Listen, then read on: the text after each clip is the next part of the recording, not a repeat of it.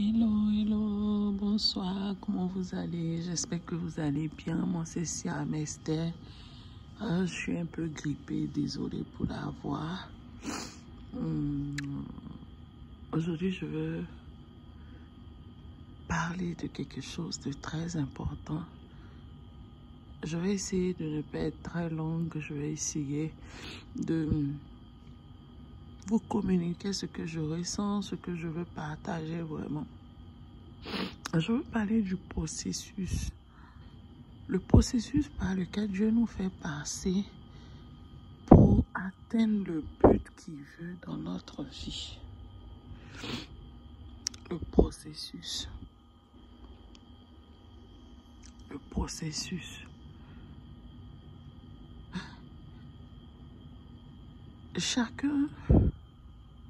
Chacun d'entre nous, tout homme que Dieu suscite sur la terre, a un appel sur sa vie. Je vais dire ça comme ça. Quand Dieu permet qu'un être humain vienne sur la terre, il y a une mission que Dieu a attachée à ta vie.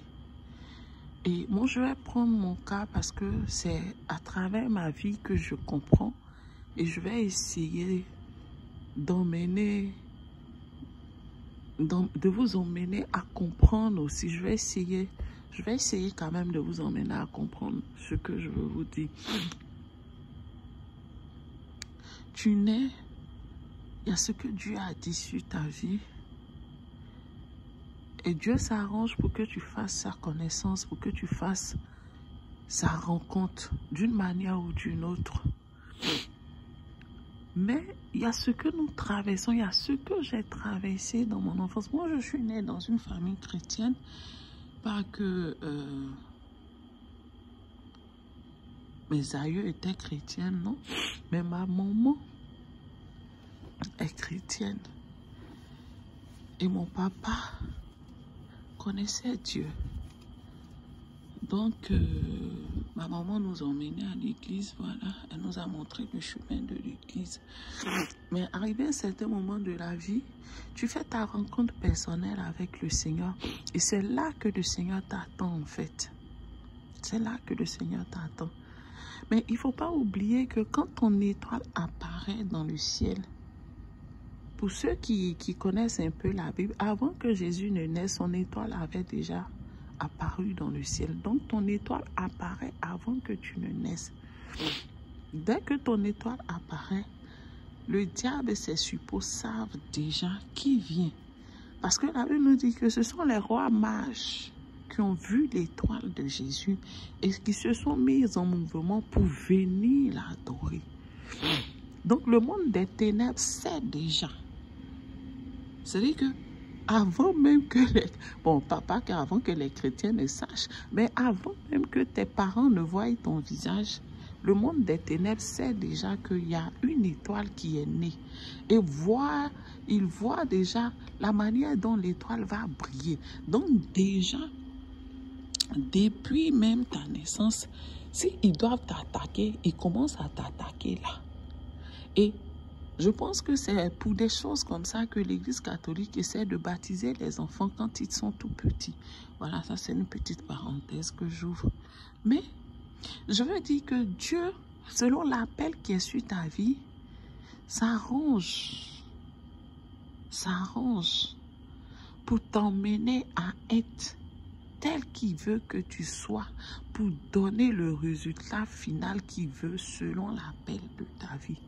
Aujourd'hui, moi, le désert dans lequel je suis, le désert que je traverse, le désert que j'ai toujours traversé, parce qu'aujourd'hui, je peux dire le désert que j'ai toujours traversé depuis même mon enfance jusqu'à maintenant, tout ce que j'ai traversé comme douleur, comme difficulté, je me rends compte aujourd'hui que c'est un processus par lequel Dieu a permis que je passe.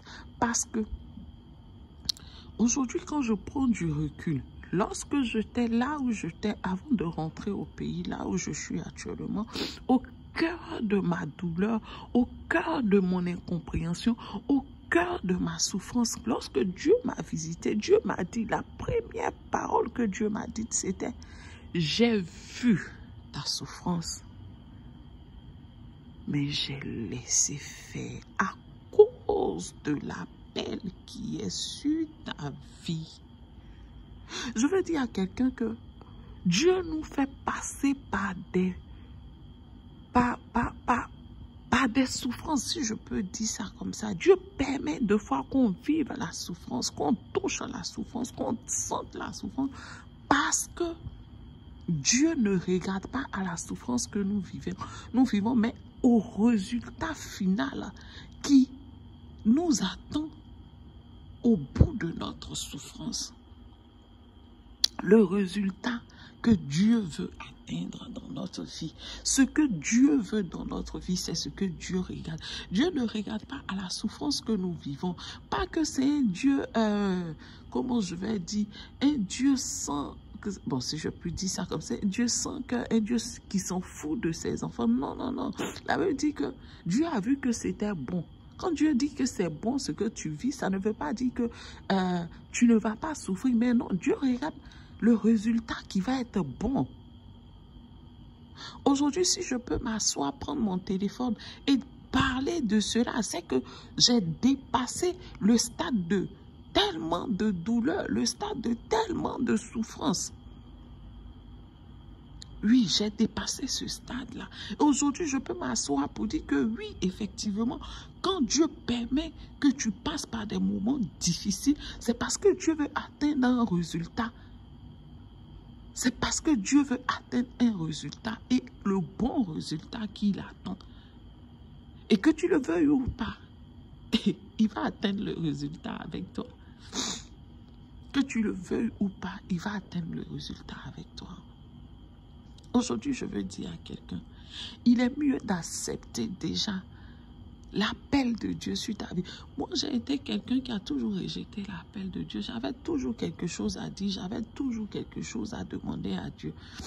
Ah, Seigneur, toi-même, tu sais que, Seigneur, toi-même, tu sais que moi, je veux un peu ça. Mais aujourd'hui, les Seigneurs, toi-même, tu sais que les volontés permissives dans ma vie ont, comment je vais dire, ont été la source de toute cette douleur que j'ai traversée jusqu'à maintenant, ou beaucoup de souffrances que j'ai traversées jusqu'à maintenant. Tout à l'heure, je tentais à méditer, je disais, peut-être que depuis 2002 où j'ai fait ma rencontre personnelle avec le Seigneur, si j'avais accepté tout ce qu'il me demandait de faire, si je n'avais pas posé de conditions, peut-être que ma vie allait être différente. Mais Dieu me connaît. Dieu me connaît plus que qui que ce soit, parce que c'est lui qui m'a créé. Et il savait qu'avec celle-là, ça allait être comme ça. Ça allait être comme ça. Et parce que ça va être comme ça, ok, le processus va être plus long, mais on va atteindre l'objectif. Donc, il regarde. Il regarde. Puisque c'est ce que moi, je voulais. Et il m'a accordé par amour pour moi. Il m'a accordé par amour pour moi. Je veux dire à quelqu'un, le feu par lequel tu passes te brûle certes, te fait transpirer certes, est douloureux certes, mais c'est le résultat final que Dieu regarde. L'or passe par le feu pour sortir l'or agréable à voir. C'est le feu qui donne toute sa valeur à l'or.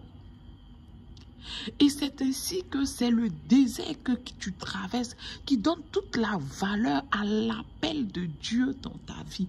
C'est ce que tu traverses, la douleur que tu traverses, qui donne toute la valeur à ce à quoi Dieu t'a appelé. C'est ce que tu traverses aujourd'hui qui va donner, comment je vais dire ça, le poids à ce que Dieu attend de toi. Peut-être qu'aujourd'hui, tu ne comprends pas. Peut-être qu'aujourd'hui, c'est difficile.